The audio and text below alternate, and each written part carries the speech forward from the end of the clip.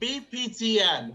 Now, let's welcome Andrew Aline, host of the VIP stage. Andrew is a partner with Fasken. He is a corporate commercial lawyer focusing on complex technology transactions and implementations.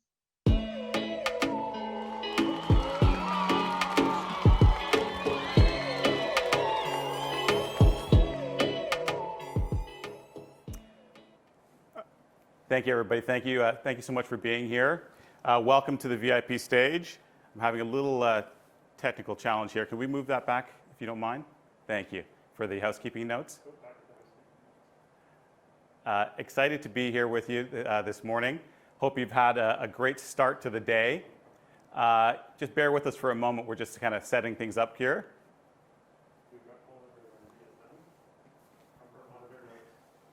Well, while we're doing that, if you've already got the Poll Everywhere app up, there's a first question. I'm curious to see where everybody on the VIP is born. If you can hit that question and maybe start answering that, that'd be great. Where we go for Poll Everywhere is pollev, pollev.com/Be Future VIP stage. Are we getting that back up? Okay. I've got some information to tell you all, and I'm just hoping that they'll get that back up here for me. All right, thank you. Awesome. So welcome to our VIP lounge. I mean, I could have probably told you that without a script, but we'll get there in a minute. This is exclusively for VIP pass holders. Here you can relax, unwind as we go unplugged with some senior tech executives from across North America. Look, we promise the energy here is going to be live and lit just the same as it is on the main stage. And trust me, that main stage is great, so we'll keep it going. So the VIP Lounge is brought to you by my firm, Fasken Martineau. Fasken is one of the oldest and largest law firms in the country. We fulfill all types of legal needs for many of the companies that are participating in Be Future, from startups to Fortune 100 companies, and we're working with BPTN as well as it grows from an idea to one success after another. So let's continue with some of those housekeeping notes. So this is your VIP. I already told you about Poll Everywhere. But I'm going to tell you a little bit about it again because it's really critical that we get you to participate. I know you're going to want to ask everybody some questions as you go through, and this will be the way that you do it. So please go to www.pollev.com, that's pollev.com/Be Future, BFUTR VIP stage. Okay, so if you open that browser there and click Join, add your name, and you'll be ready to ask the speaker some questions, okay? Next up, throughout the convention, we're going to want you to get the most out of all these conversations and interactions at Be Future. So we're going to encourage you to participate in all the chat rooms, not just here at the VIP Lounge, so you can network with over 10,000 other professionals. You can continue doing that while you're here in the lounge. So we're also on social media, of course. You can find us on LinkedIn, Instagram, Twitter, and Facebook. Connect with us using the hashtag BPTN or Be Future. Okay, so now back to the VIP. So the lounge is going to run until about 4 p.m. today. We're going to have 4 sessions with 2 segments each. You'll be hearing from 11 senior executives and leaders who will provide useful advice and takeaways that will speak to your needs in a more relaxed setting. So some of our speakers are going to join me here on stage. Others are going to be remote. But let's see. Are you guys ready for our first speaker? So for the first segment, I'd like to invite on stage Ray Williams. Ray is a financial services executive with more than 30 years of experience in global capital markets. His expertise is in debt capital markets, and he has held leadership roles in marketing, trading, risk advisory and execution, as well as securitization. He's also committed to community engagement, in particular in the area of diversity and inclusion. He serves on leadership boards for a number of organizations, including the 100 Strong Foundation. Ladies and gentlemen, please welcome Mr. Ray Williams. Morning. Morning, Ray. How are you, Andrew? So I've known Ray for many, many years, so I know this is going to be a really exciting talk for you guys. But also, just please remember to go to Poll Everywhere so that you guys can get to know Ray as well as I know him. So first up, Ray, you're instrumental in starting major initiatives for Black professionals, including UFSC, now CalFP, the Black Opportunity Fund, and more. What motivates you to lead from the front? So interestingly enough, my takeaway when I look back, I would say some of it has been accidental. If we were to take what is CAUFP today, back in '96 was NAUB. Essentially, I was just looking for other people that reflected who I was and looked like me in Bay Street. And so was lucky enough to come across people like Paget Warner. And because I tend to be a little bit outspoken, and I say that only because in large part is I say what the hell I think way too often, and it gets me drawn into situations I shouldn't probably be getting myself involved in. And so that has led to, on many occasions, that outspokenness, having it be that I am forced to take a leadership role, right? So I draw myself into situations, sometimes I look back and I'm like, I should have kept my mouth shut. So I would say that's part of it, in all honesty. Now, that has changed over time. Hopefully I've gained a little wisdom along the way. And in gaining that little wisdom, I think I have been somewhat more intentional, right, in that respect. Great. So, I mean, you've kind of started to touch on the next thing I want to learn about. So what's been your path to leadership? You're a senior executive in the financial services industry. Tell me a little bit about some of the bigger stepping stones that you've learned along the way, particularly, from successes and from failures. Mm-hmm. So I would say it's super important, in particular, as a black individual in Bay Street, and I suspect in many other industries, that you engage with a lot of your peer group, that you ensure that you have a good support group, that you have mentors. A super important facet of any success is your ability to turn around to someone and be able to get what might be deemed a strong response, an honest response that will guide you. And sometimes that strong and honest response may not be the thing that you want to hear, but it may be the thing that allows you to give yourself a shake of the head and say, you know what, that is correct, because I know that person that's providing the information to me is doing so with integrity and honesty. And it gives you food for thought, gives you an opportunity to really think. There are many things I think I've done over the years. When I look back, I may have chosen to do it differently. The reality about who I am is, as I've mentioned, I tend to be a bit of a passionate individual that might represent itself in many different ways. And so some of the things I may have said in the past, looking back, it's like, yeah, you could have handled that better. But I think that's an important aspect of growth, that as you undertake a particular situation, as you make those mistakes, you take the opportunity to review them and see, what you may have chosen to do differently. And I think that continues to inform me, and it will inform any individual if you choose to be self-aware from that perspective. I really like the thought that you really got to learn from your mistakes, even when you're an outspoken individual. Just a brief side.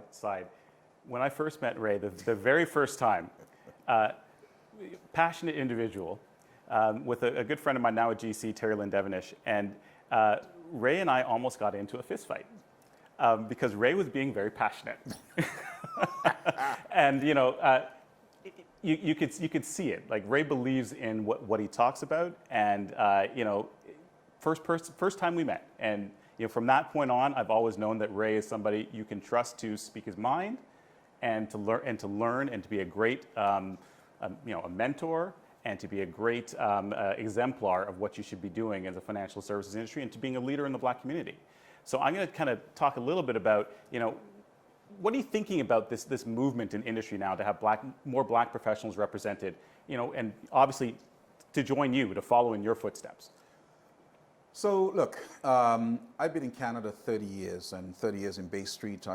My time in financial markets crosses London, New York, and here in Toronto. And we've moved the needle somewhat. It needs to be moved substantially more. What I'm glad to see is that there are more individuals coming through from just a mid-management to more senior levels. So with that, I would reference people like Del Kamanga, global head of all traded products at Bank of Montreal. You've got people like Koranchi Sekiotu, that's at Polar and has been, head of sales and business development for many years. And then you have many other people at levels that we're getting there. But we need to ensure that the pipeline is strong. I think what we set up with what was then the National Association of Urban Bankers in 1996, now CAUFP, represents a lot of that, based on the membership, based on the opportunities that might be available from the engagement that is that takes place on a monthly basis. I think all of those things represents the opportunity for more from people from our community to get access. And that access has to be around, I mentioned mentorship. It also has to be around the ability to network and network well. Yeah. I do believe that networking ends up being one of those things that's just a powerful resource within our community. It is also, to my mind, one of the most underutilized. And so we need to understand that when we network, the opportunity to make a small ask 9 times out of 10 will be responded to in the affirmative. So we need to understand that. We need to understand, set that concept and notion of, well, you know, I'm prideful and therefore I do not want to or wish to make that ask. But I think the future is looking somewhat bright at this point in time. I note that with everyone becoming woke in the year 2020, that there are a lot more organizations that are necessarily stepping into the fray and making statements. Those statements are all fine and well. I want to see more action, and that action has to take place in a variety of places. Tone at the top is of especial importance, and that being the case, what I would say to you is that I want to hear the statement, I want to see the action. And the action has to be not about trickle down, it has to be about how senior management within some of these firms set very clear KPIs to their senior managers. At that point in time, you weave the notion and aspects of the brilliance, the competency of black individuals and black professionals into the overall scheme. That's, I mean, great. I mean, I can't agree more.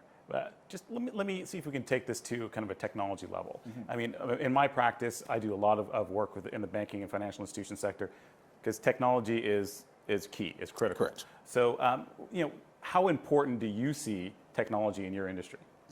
So it has always been of paramount importance. I mean, when I think back to the many years ago when I first, started in industry, the nature of the technology was, I'm trying to remember the specific name, but we had for instance, a phone system that was just fairly wide with switches, lamp and key, right? Literally.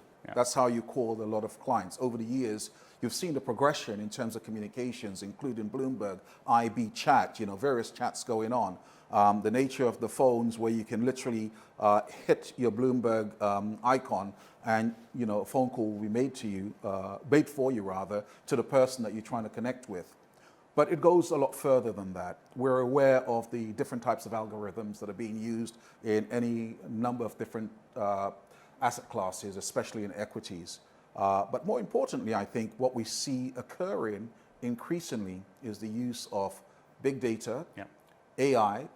All of those things are pertinent and are being utilized not only from the perspective of the banks, but also from the perspective of the clients, from an investment management perspective, as well as from, you know, our side of the street, whether it be trading and sales, research, the whole 9 yards. So technology, I would say, ends up being a central fulcrum of how finance continually operates and how it's evolving.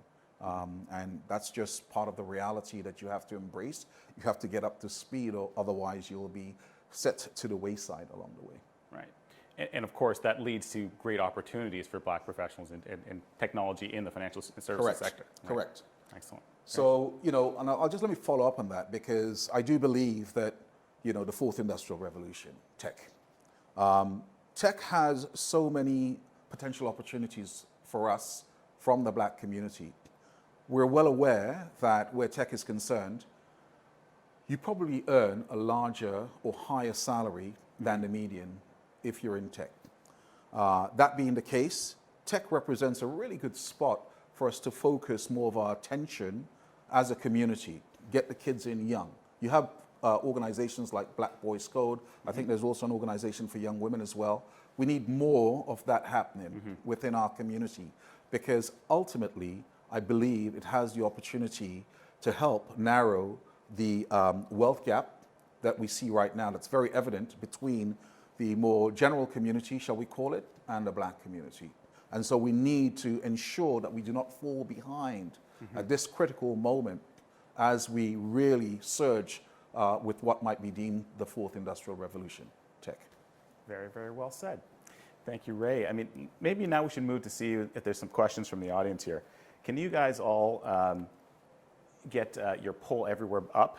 And let's see what we've got here. Look, people are very excited to be here. They want to network.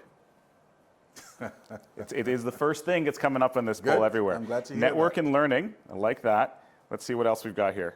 Any specific questions for Ray? Okay.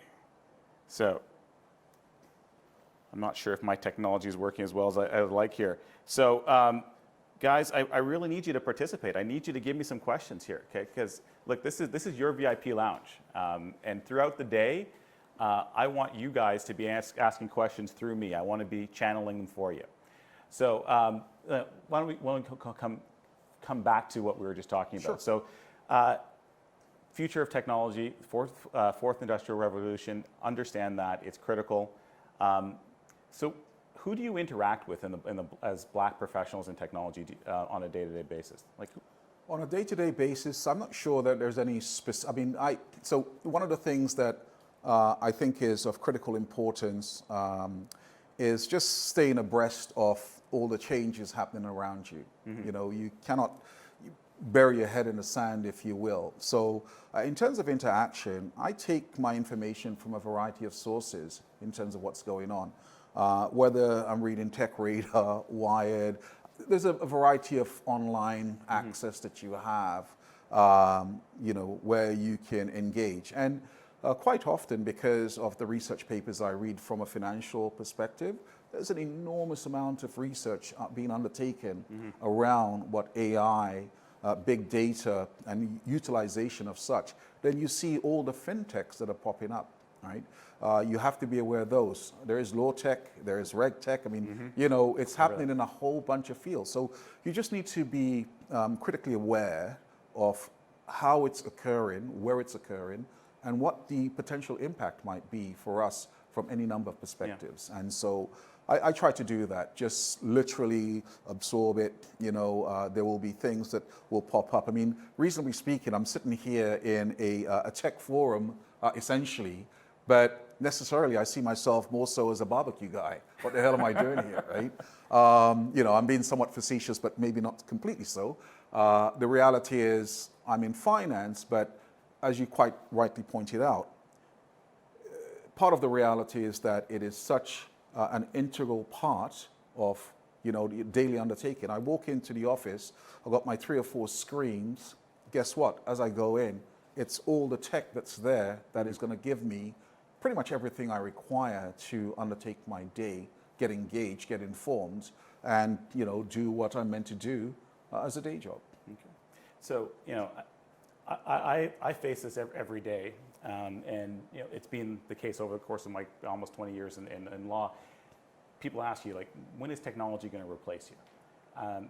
And I say to them, look, I do high dollar value, complex work. AI is not going to get to the point where it's going to replace me. Correct. It might mean that there are slightly fewer of me out there. But what do you think in terms of technology in your industry is for, let's say, the mid ranks, not necessarily the most senior ranks? You know, should people be concerned that technology might come in and, you know, take the financial person's job away? I don't believe it will, and my thinking goes along the line that as individuals, as people, as human beings, we all need and we all like a component that represents the personal or human touch. That's the first piece. I do believe also that you have way too many situations where people are talking about AI or talking about a number of components that represents that, where all you're doing really is automation. And so let's make some distinctions in that regard. And so for me, it's fairly important. So I see something that represents more a mixed or blended model in terms of the evolution.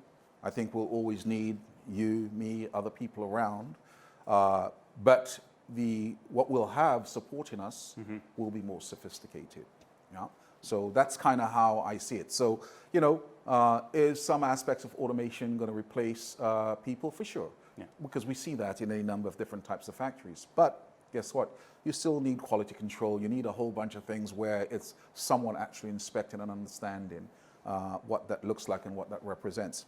The other piece that I would add around AI and the different types of algorithms being built out there is sometimes the inherent bias that might occur in those situations. So again, I think, we need to be aware of that and why it's so important that the component that represents, our humanity is imposed on that situation. Well, I think, that, and it's also incumbent on us to ensure that when either it's machine learning or eventually that whoever designs the first real AI, if that does happen, that it takes advantage of, Black people, our experiences, diversity. It's not just about the majority culture, right? Right. So, we need to be there to make sure that these things are trained appropriately, Correct. Right? That's critical, yeah. I certainly find that in my profession in terms of, the decision making. Sometimes you look at things and like, well, that's not quite right. And it's all because of the data set that went into it. And so we need to be there to help, to be the ones programming, to be the ones who are the subjects of this so that we can improve it and make sure that our experiences are carried forward, right? I quite agree. At the end of the day, output is a function of input, quite simply. Yeah, gotcha. Yeah, good. Let's see. Now, we've got a really international audience here. I've said that some of the things that they're most excited about learning. So, your experience is it more Canadian or international focused?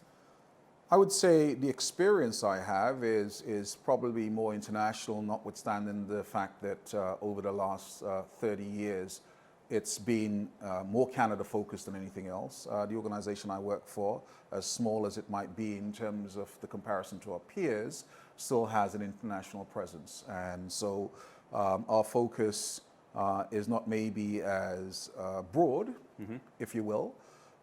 It's rather more focused, but it certainly has international components to it. So we have to be, for instance, cognizant of the needs of some of our estuarine clients in Canada who issue into the foreign markets, and be responsive to that need so that we can participate. That's how we stay fresh, and that's how we stay competitive against our peers. Cool. Right. So I think that's an important message for everybody here, because Be Future started out last year when we were in person, and by necessity, it was basically Canadians coming to the event. Right. There were a few international people who came because we had a very good representation, but now we're going international in scope here. So we need to keep our focus not just on the local, but also on the international. How can we keep the the Black tech experience going and stronger here in Canada, the U.S., and all the other regions that we're, at BPTN, we're going to try and take advantage of. Right. So one of the things I will say about this year, 2020, a year I believe is a year of inflection for any number of reasons, is that we are experiencing the notion of collateral beauty this year. As you pointed out, last year, while it was in person, this year it cannot be. But guess what? It has provided a wider forum for more participation globally. And I think that has to be deemed a positive. And it probably then sets the stage for what it looks like next year, I suspect. A mix of the two things possibly. Yeah, I'm just wondering whether, we will be able to go back to the in-person experience, because there's so much demand for this. Like 10,000 people signed up for it this year, right? Yeah. Are we going to be in the Superdome next year? Well, look, here's again, it's sort of, I'm reminded of the piece that we just talked about with regards automation, AI, and the rest of it. And what I will say is that the nature of who we are as human beings means that we do like that personal, in-frame interaction. So yes, we'll see a lot more of the nature of virtual meetings and the like going forward. But I think as human beings, we crave that interaction, that personal, in your face, engaged situation. So evolving model. Yeah. I think that's why, everybody's getting a little bit tired of the video conferencing, but it's critical, right? I mean, sure. it's the closest thing we have to replacing that personal touch, where you can see how people are actually taking in the information you're giving to them.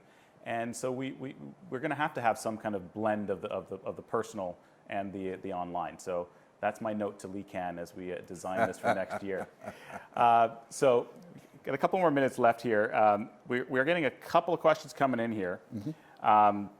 So, Ray, what would your advice be in terms of, what kind of qualifications should people be seeking to try and get to where you are?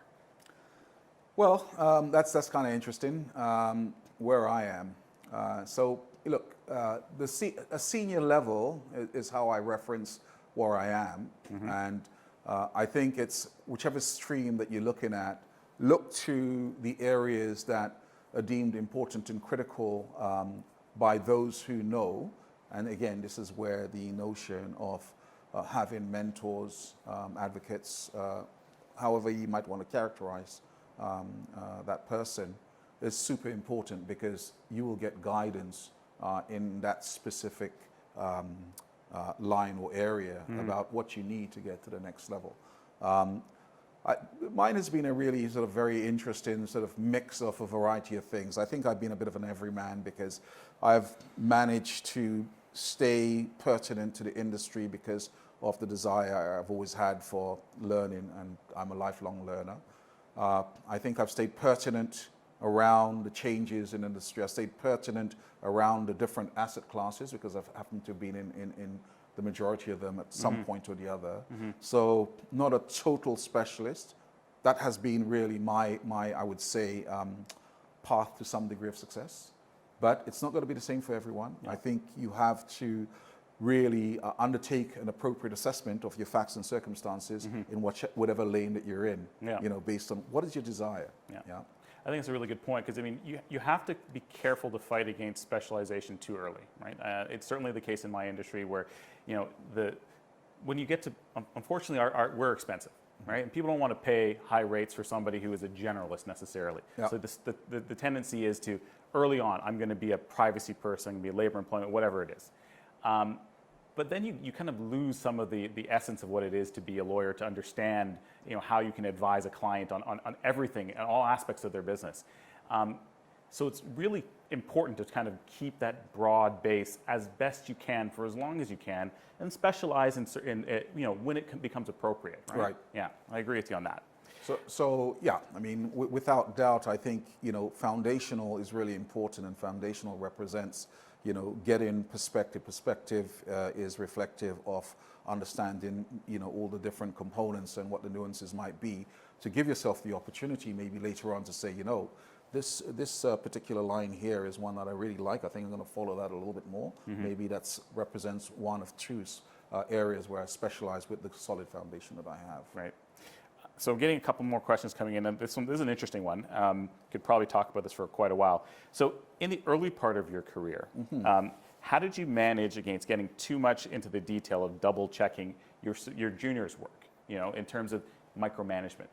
Like, what's your, well, first give me a snapshot of your management style, and then let's see if we can answer that question for them. So I would say my management style is such that I'm there to support and engage, but I try to keep and allow anyone that falls under my auspices to utilize the initiative. I mean, hopefully the people that we're bringing on board into the team represent the right mix of smarts, personality, etc. And so my management style is, relatively speaking, hands-off. It's engaged, but it's hands-off. Certainly not micromanaging, because I know for a fact I do not like that aspect of things. And I do believe that providing your employees with an opportunity to spread their wings and soar, will create the type of culture that you want, will create the type of loyalty and engagement that you want. You will also have someone that, in my belief, is a substantially happier person, which necessarily will mean that they're more embraced in the culture, less likely to leave. And when someone leaves, the sort of whole process that has to take place, especially if you'd spent a lot of time training that person in the first place. So create an environment where that person feels satisfied, where they believe that they have the opportunity to move ahead. Good, excellent. So we're getting pretty close to the end here. So I'm going to see if I can get one more question from the poll everywhere. And just everybody, just so you can remember this for going forward, it's pollev.com/BeFutureVIP stage. I mean, I probably should ask this of everybody, but how has COVID affected your industry? So it's rather interesting. Our industry, I would say, has done reasonably well. But I mean, you know, when you say industry, we're talking finance more generally. Yeah. So I'm going to actually reduce it more so to my area, which is sort of trading room, financial markets, capital markets. And I think in large part it's done reasonably well. I think in the early part of COVID, there were market reactions that hurt any number of firms. I think you saw that based on many of the results that we saw in the second quarter in particular. I think firms have, financial firms and capital markets have recovered quite well since then. It doesn't hurt that you have amazingly low rates of interest to undertake any number of things. At the end of the day, you know, you need that financing to undertake whatever it is. I mean, like if you don't have that liquidity available to you, then you really have nothing. It doesn't matter how good the structure is or good the idea is, you have nothing. So I would say in large part, where financial markets are concerned, there has been some impact. I think the largest impact, interestingly enough, when you consider what a trading room looks like, where people sit next to each other, and right now we have something that represents about 30% of the people in the room, with many people probably not coming back for quite some time. The impact has been more so in terms of the socialization of people. You know, so for myself, I'm back in the office every other week. We have a situation where we can alternate to ensure that we manage sufficient distance with each other in the room. You know, we have monitor systems as you come into the office that tells you your temperature, takes a picture of your face, and all the rest of it. But I think there are people, especially people like myself, who after, you know, the first 5-6 months were like, okay, I need to get out of the house. And so, you know, I was thrilled to be able to go back on an alternate week basis after Labor Day. I think, you know, the situation clearly has challenges for any number of people, any number of individuals based on, you know, the type of person that you might be. But in large part, I would say, again, speaking more so to financial markets, that in large part, you know, the market, as it often does, takes a hit and then keeps on churning. Right. Well, I mean, with that, Ray, thank you so much. That Absolute has been pleasure. a great conversation. We really appreciate it. And on behalf of all the VIPs, thank you again. So especially for our participants in finance, that was enlightening, and, you know, hope that you can come back again and chat with us sometime. Thank you so much. Great. Really appreciate it. Thank you. Thanks a great deal. So we're going to take a short 30-minute break, and we'll be back at about 11:35 with another amazing session. Thanks, everybody.